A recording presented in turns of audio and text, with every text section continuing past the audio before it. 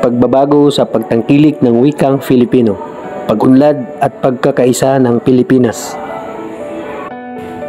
Ayon sa ating pambansang bayani na si Dr. Jose Rizal, ang hindi magmahal sa kanyang salita ay mahigit sa hayop at malansang isda. Sa isang payak na pagsusuri, masasabi natin ang paggamit ng katutubong wika sa pagtuturo ng anumang uri ng kaalaman ay nagpapabilis sa proseso ng edukasyon.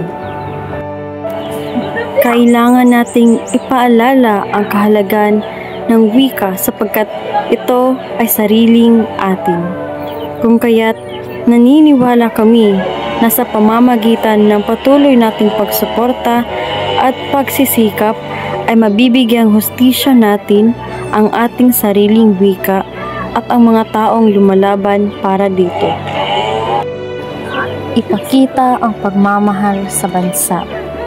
Huwag tuluyang iwan ang wikang ating kinagisnan.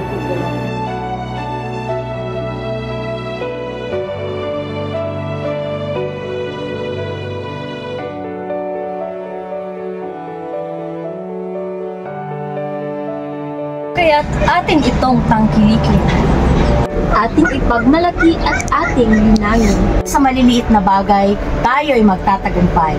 Wikang Filipino ay tangkilikin para sa ikaunlad ng wikang kinagisnan natin.